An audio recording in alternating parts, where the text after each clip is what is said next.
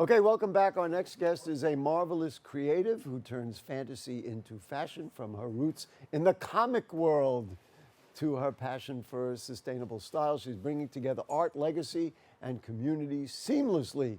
Please welcome to the show, Catherine Schuller. Nice to have you with us, Catherine. Thank you, Gary. It's wonderful to be here. I appreciate you having the time for me because I love what I do. Well, that's good. We've had a lot of people on the show today who feel that way. I love what I do. But just talk to me. Why do you love what you do? Well, it started a long time ago when I first moved to New York.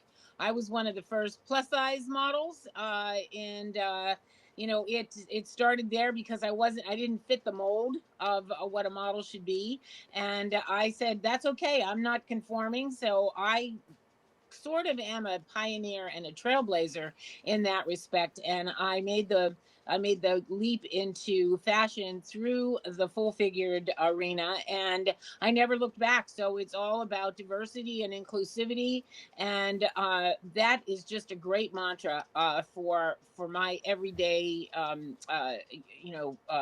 mo. And I just don't throw the baby out with the bath, just add to the bathwater.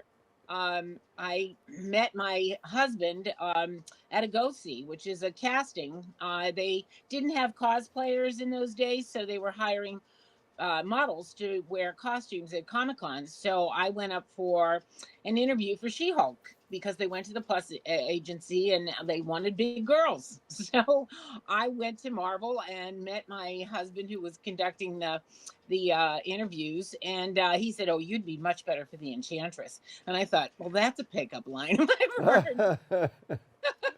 Well, I And didn't. I didn't realize this was gonna. It was gonna have tentacles to just about everything.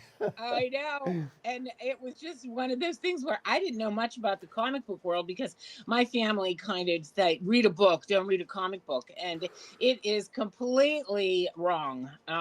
Comics include everything from mythology to theology to philosophy to just our need for the superhero.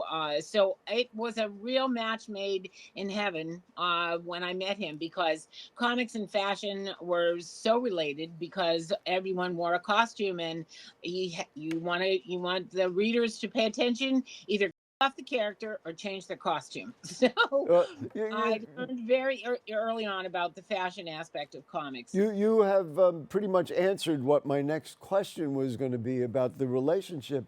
Um, and I have to tell you, I can totally relate because my parents were both teachers, and the last thing they wanted was us to read And when I grew up, it was Superman and Batman, and of course the Right. comic books were a dime. That's another whole story.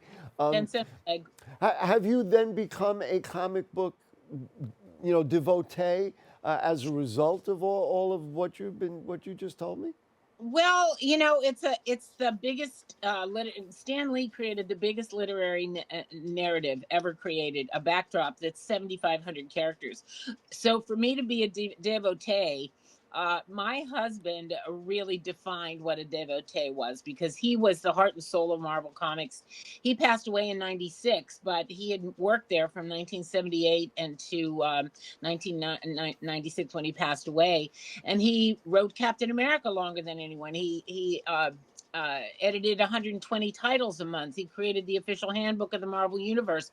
Everything he did was to elevate, uplift, and educate, and really get everyone on board with how much he loved comics, and get everybody to realize how cool it was to pay attention to the comic books. So that is about as devotee as you can get. And I Yeah. know pretty much. I know a lot about his work, but I lived with the man. So when I do a panel at Comic Con, his fans, who I've now been aligned with, I mean, they produce a show I do called Cosmodo, which is, imagine if Comic Con had a baby with Fashion Week.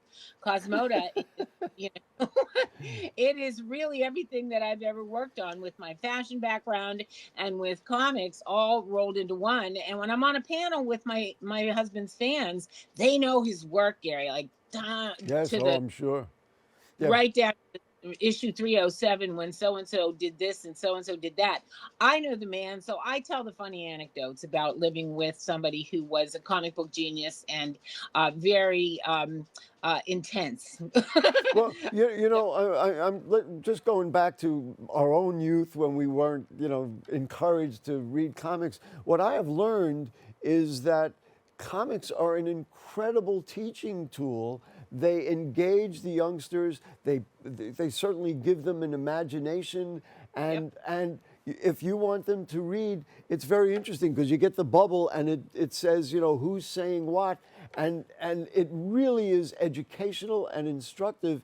And you know, years ago I did a segment here in our studio where we brought kids in who were creating comics. You just can't imagine something more useful for the intellect and emotional development of children.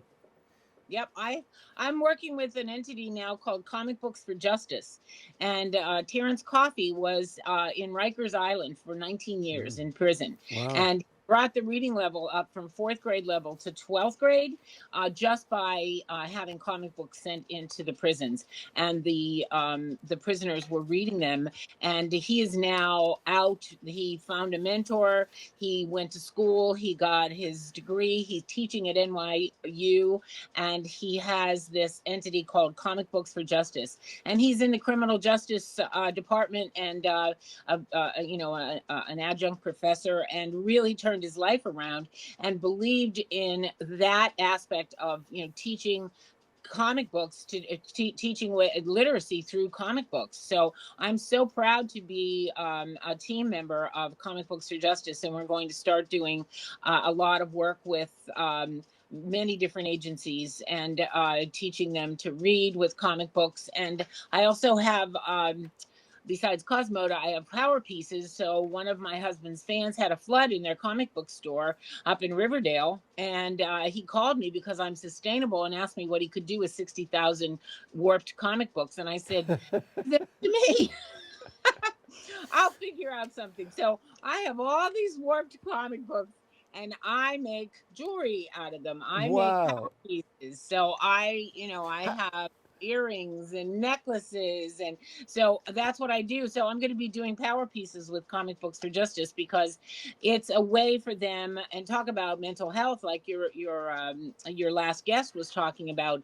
I mean, there is a distinct connection between creativity and mental health. I think it's very interesting because you talked about your own sense of fashion and all those kinds of things that you like to do. Your sense of fashion changed. You started out being a fashion model of one type, and now clearly from what we've just seen, there's something going on out there. You've transformed your own life, right? I mean, exactly. So to me that's very exciting. It's a complete journey of me, you know, finding who I was, not trying to conform.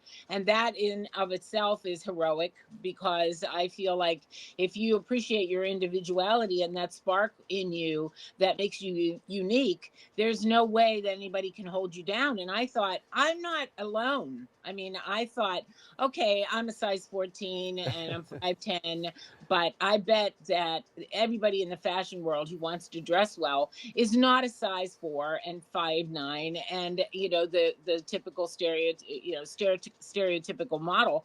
And I was right. There's 67 million people in the United States who don't fit the bill, but I represent them. So I think that is, you know, that is a little slice of heroism on my part to be able to bring people and tell them you're great, dress well.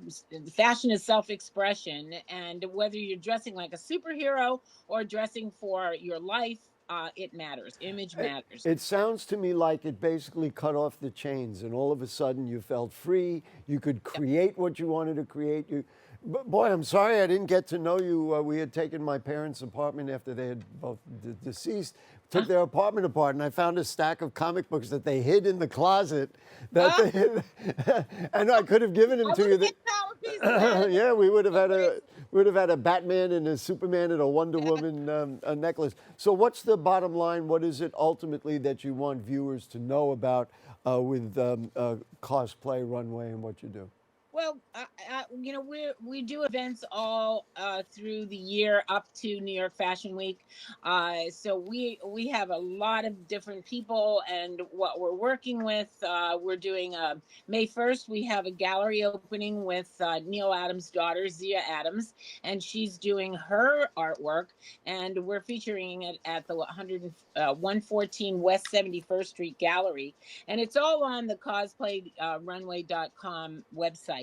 But I just feel as though I'm doing lots of different events with costume stores, Halloween adventures, different studios. You know, I work with music and fashion and uh, theater and everything into the mix. And everyone's included.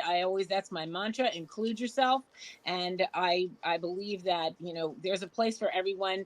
We have tons of interns, volunteers, audience. We'd love to have you there. But you know, come see me on May 1st when I'm doing the Betty Boop.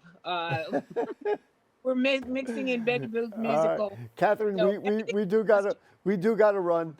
yes. You are so cool. Thank you so much. Thank you so much for being you. You're an inspiration for all of us. Cut the chains, be yourself, read the comics, bring the kids, right? That's what we're doing. Everything will come together. There you go, Catherine Schuller, fashion designer. Thank you so much for your time on Open. Thanks, Gary. Bye. See you later. All right, you know what happens next. We take a break, then we come back with our final guest. You don't want to miss this one. Don't go away.